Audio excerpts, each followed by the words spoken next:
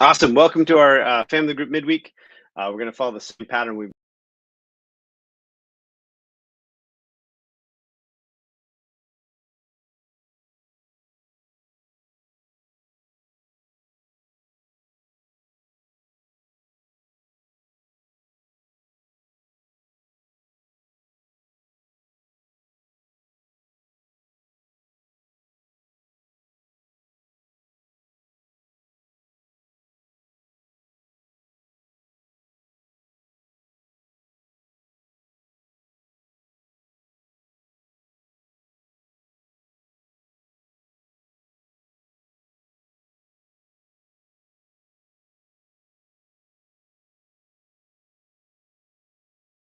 completely limited to evangelism, but we need to share what's going on, get input on how to help people in our community, what's going on in our oikos and different groups like that, but also just what God's revealing to you. And as we'll talk again later, how God's been revealing sin or shortcomings or temptations or just desires. Maybe God's been revealing opportunities for you to show grace, show mercy, or share the gospel. So encourage you to do that now.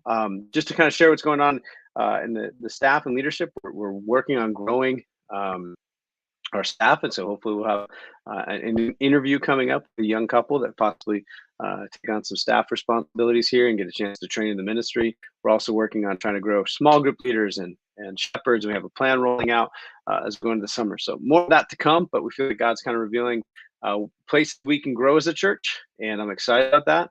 And places that we are already strong and revealing that. And I think we've had a great Easter service, and I'm really looking forward to some park services we'll have in the fall, in the summer, and especially our second annual Meadow Lane Cookout.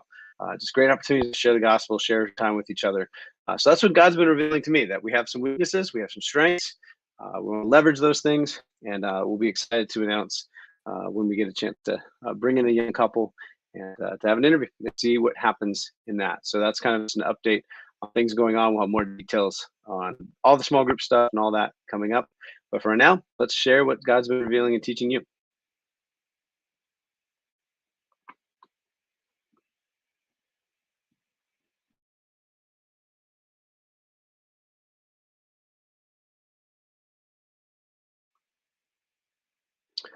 All right. And then this is really a chance just to continue that conversation of who God's given you to care about. If you don't have a list, an oikos, a household, a group of people that you've been praying for, inviting, and reaching out to, take that time to just jot it down as people share. This is a great chance to share who we're connecting with, who we're reaching out to, who we need prayer for, and who we're trying to work with. So take that time to work that out now.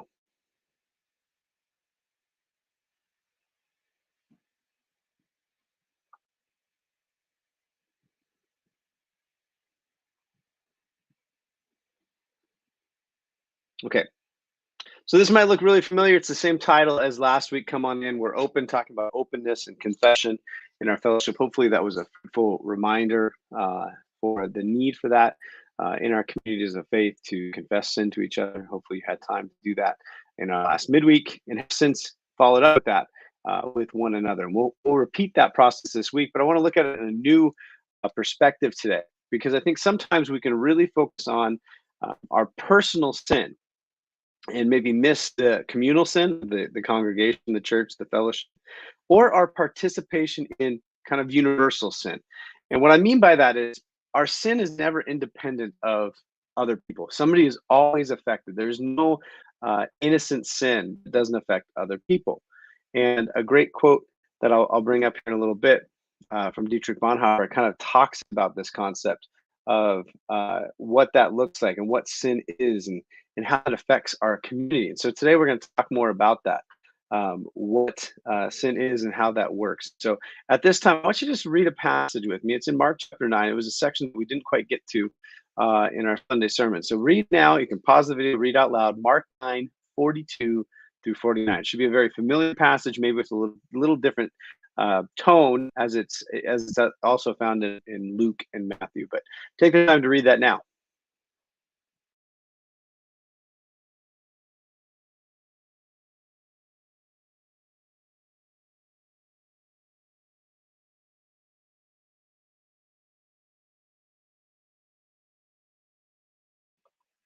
Okay.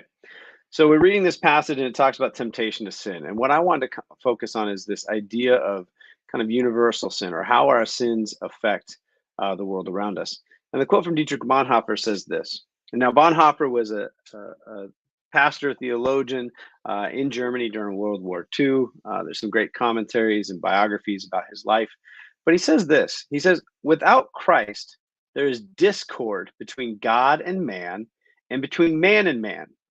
Christ became the mediator and made peace with God and among men. Okay, that's a very important thing there, because we can tend to see when I talk about that individual sin, I'm talking about that sin between us and God, where we confess and we can feel our sin before God, and we can confess it in a way that we've hurt God. Like the common thought there is, my sins send Jesus to the cross. But Bonhoeffer highlights the other thing, that there's also sin without Christ, and with sin, there's discord between man and man. And our sins have a kind of a chain reaction, a ripple effect through our inner being, through our relationships with those close to us, through those in our community, and ultimately those who we interact with. And so just understanding that. And so I want to look at that in context to what it says here in Mark chapter 9.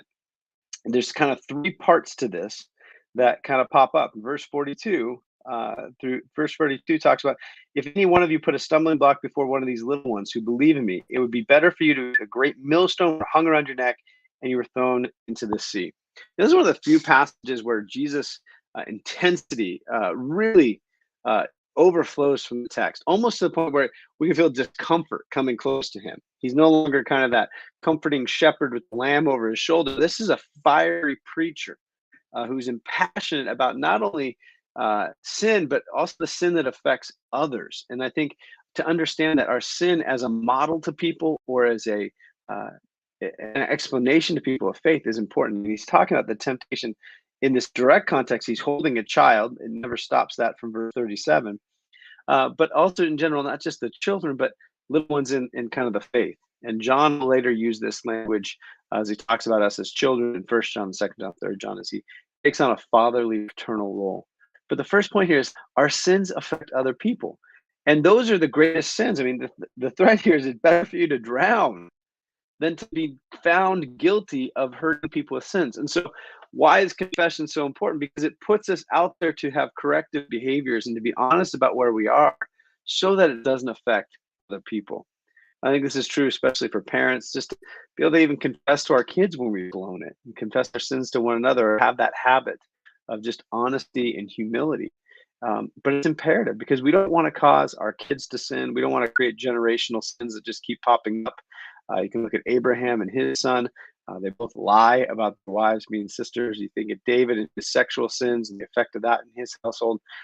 There's some scriptural evidence that sins can be affected in generations. We don't want that. And we also don't want our sins to affect other people who are young in the faith. And I think this is especially true for us who've been Christians for a while. Our cynicism, our bitterness, our disappointments can really come out in sins that affect young people in the faith. And you may not squander your faith, but others can. So just being mindful of that. The second one is 43 through 48, where this is the familiar text of, we got to be serious about cutting out sin. And I think sometimes it's hard for us to see that our hand is causing our sin, or our eyes causing us to sin, because we're so much in the action of it that we miss out on what it really looks like. And so we need this time of confession to give other people permission to share that with us. Hey, your left hand's a little out of control, or hey, your eyes are wandering a bit much. And that's where that's so important to have that, because Jesus really says it would. And I don't think this is just figurative. I don't think he's actually encouraging us to cut off our limbs or gouge out our eyes. But I think there's also some literalism to it, that it would be better. Like, he's not wrong. It would be better for you to enter life maimed than have two hands and go to hell. I think that's a literally true statement. I think we should believe that. And so to confess and to deal with stuff, to really prepare ourselves to cut things out, is so important. And this is not only, so we talked a little bit about how our sin affects the world around us, this universal sin that we're contributing to the world. This is how we remove ourselves from that. And so some of the easy examples are kind of our exploitation of people, abuse of people, how we treat people at work and what have you. Sexual sin like pornography and its effect on people who are performing those acts or being forced to perform those acts. When we remove ourselves from those situations, economically, socially, virtually, whatever it is, we cut off those sins and therefore take responsibility for our part in them. And the third part here that I draw out of this for our confession of sin is verse 49 and to the end there. The last line, have salt in yourselves and be at peace with one another. Going back to Bonhoeffer, that we're in discord with one another without Christ. To confess is to say that we need Christ. You can go back to 1 John and look at what we talked about last time. But it's so important that we have peace with one another. When we're filled with sin, we're distant from each other. When we're sinning against each other, we're distant from each other. And community loses its salt. It loses that flavor. It loses that saltiness. And it can't be seasoned with anything other than Christ. And so the third one is to understand your sin is not yours alone, but it affects the entire congregation. It affects how we portray ourselves to the world. It affects the community and atmosphere that people walk into. And so this is a chance for us to be accountable to that and to one another. And so again, we just want to kind of work through this process that we presented last week. Take a moment. What sins has God convicted you of, or have you not confessed? And what I think the next moment is to ask ourselves, okay, how is this affecting the world around me? What is the next step beyond just me and God that this has caused discord between me and other people? And maybe we never thought about our sin. Maybe we never thought about the effect of our pride on other people, or our impurity on other people, or our anger on other people, in our family or in our community or in the world in general. Maybe we never thought about how our behaviors affect those people. And then take time to confess and to share and to listen and celebrate openness with one another. And again, to follow up with prayer, accountability, and checking in. I think an especially important practice is if somebody misses this midweek, that somebody in the group is following up and caring for that person and drawing them into this. Because oftentimes one of the reasons that keeps us away is just the sin is taking control. It's hardened our hearts. We don't want to be present, even if we're not aware of what sin it is. And so really taking the time to follow up, have accountability, to check in, not to control each other, but to love one another and to bring each other in, and ultimately to be the salt of the earth. So a lot of great things happening in the church. It's our choice if we want to participate in what God's doing and how God's moving. And this is one of the ways we clear the obstacles to participate is confession. So again, just practicing it, putting it into practice in our midweek so that we can bring it into our lives, in our families, and into the world. Hope you have a great week. Love y'all. Talk to you later. Bye.